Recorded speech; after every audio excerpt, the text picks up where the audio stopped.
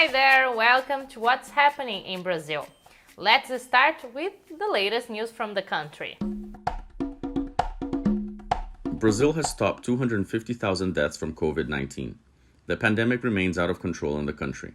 On February 24th alone, there were 1,428 fatalities due to the illness. Specialists alert that if no lockdowns are implemented in the cities most affected, the month of March may be catastrophic. All the while, the vaccination process remains slow and confusing. On February 23rd, the Ministry of Health announced that the Pfizer vaccine had received a definitive permit for use in the country. The problem is that there are no doses of the immunizer available in Brazil. The ones currently being applied are the CoronaVac and AstraZeneca vaccines, which have been only approved for emergency use. Furthermore, the vaccination process is moving slowly.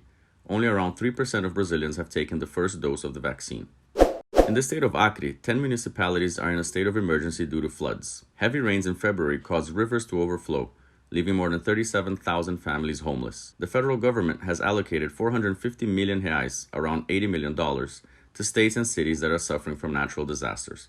Part of these funds will be directed to the state of Acre. In addition to the floods, Acre is also facing a rise in cases of COVID-19 and dengue, as well as a migratory crisis on the border with Peru. A group of around 450 migrants, mostly from Haiti, are trying to leave Brazil for Peru through a bridge that links both countries. However, Peru is not allowing people coming from countries where new strains of COVID-19 have been detected into their territory. These families remain camped on the bridge. Last year, wildfires devastated the Pantanal, a uniquely Brazilian ecosystem located between the states of Mato Grosso do Sul and Mato Grosso. But now, nature is starting to heal. Learn about the measures meant to protect fauna and to replant the forests that have been going on in the region.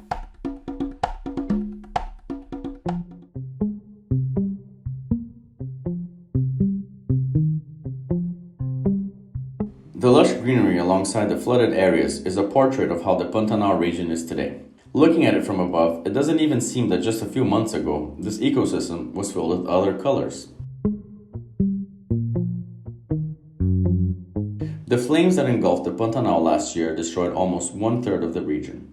Now, with the worst of the dry season over, the scenery is recovering. However, according to specialists, it's still too early for optimism. Sem dúvida nenhuma, o fogo passou. The fire has subsided, the waters have come, a lot of the vegetation has begun to sprout, but 90% of the greenery is grass and vines.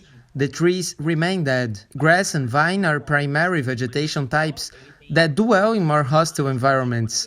They need little to grow. The impact of the fires in the Pantanal region is still inestimable. Around 4.5 million hectares were burned, and the recovery process will likely be slow. Colonel Rabelo, who has been at the helm of the Pantaneiro People's Institute for over 40 years, says that after combating the fires, one of the organization's main focus is taking care of the fauna. The institute operates inside the Encontro das Águas State Park, one of the areas with the largest open-range jaguar populations in the world. They were responsible for releasing the jaguar known as Jojo back into the wild last year. The animal had been injured during the wildfires. Now she's moving about a lot, swimming, crossing the Paraguay River, here and there. Another innovative effort is being done by SOS Pantanal in conjunction with indigenous populations. We are in this partnership trying to plant native trees within an agroforestry system in the region to recover areas that have been damaged, to recover the springs. Beyond recovery, another fundamental thing is prevention, seeing as the dry and wildfire periods in Pantanal are cyclical.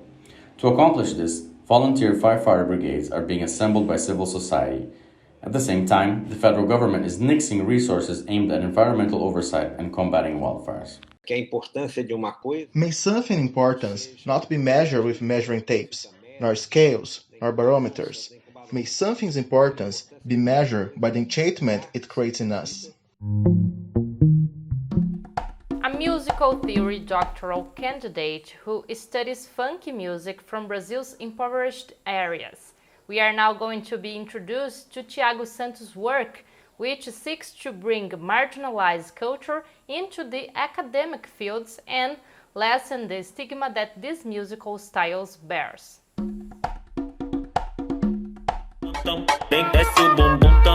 The combination of Renaissance flutes with funk beats in the song Boom Boom Tan Tan was a hit in 2017 and is now back on the billboards since artist MC Fiotti made a remix of the song in support of the vaccine made by Brazil's very own Butantan Institute.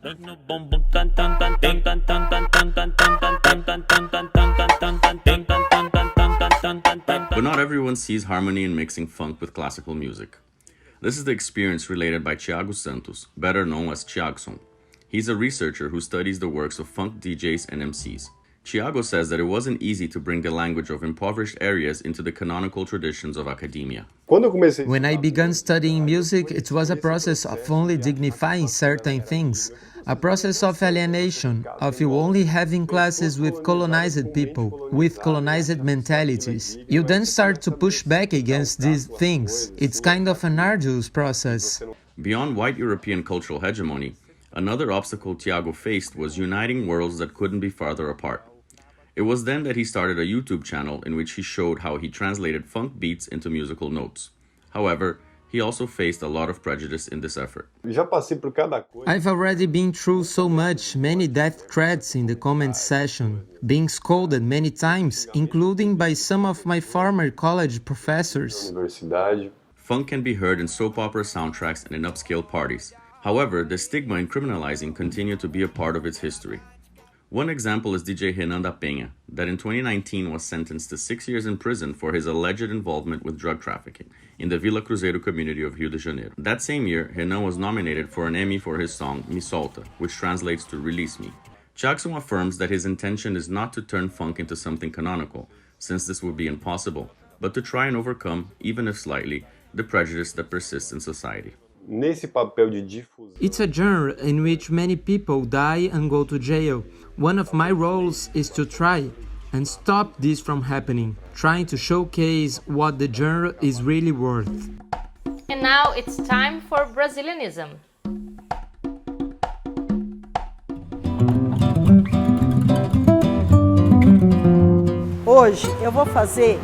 Today I'll be making a cold carrot soup with orange juice. We finish it up with a cashew nut and chive dressing. You're gonna see how delicious it is. I'm gonna turn the stove on. I'll start by sauteing the onions and the chopped parsley and chive stems. I'm gonna add olive oil and a pinch of salt. Now I'm gonna add the garlic. I always put the garlic in after the onions because it's drier than the onions. If you put it in before, it burns before the onions are ready. I'm gonna add the carrots. Also, I'll add some water. I'm gonna put enough liquid in to cook the carrots. I will wait for the carrots to cook thoroughly till all the liquid is gone and wait for it to cool down a bit so I can finish making the soup. While I wait, I'm gonna prepare the dressing that goes on top. Now I'm gonna cut the cashews. I'm going to mix the cashews with a little bit of parsley and a little bit of chives. Now I'll add the lemon peel bits. I'll mix everything together, adding a little bit of salt, and that's it for the dressing. The carrots are cooked, the liquids have dried up and it's cooled down. I'm gonna add some orange juice and use the mixer. Look at how beautiful it is. Let's put the dressing on top. Look at how delicious this cold soup is. Liked the show? So hit the like button and share it with your friends. Also, don't forget to subscribe to our channel to receive notifications. We'll see you next week.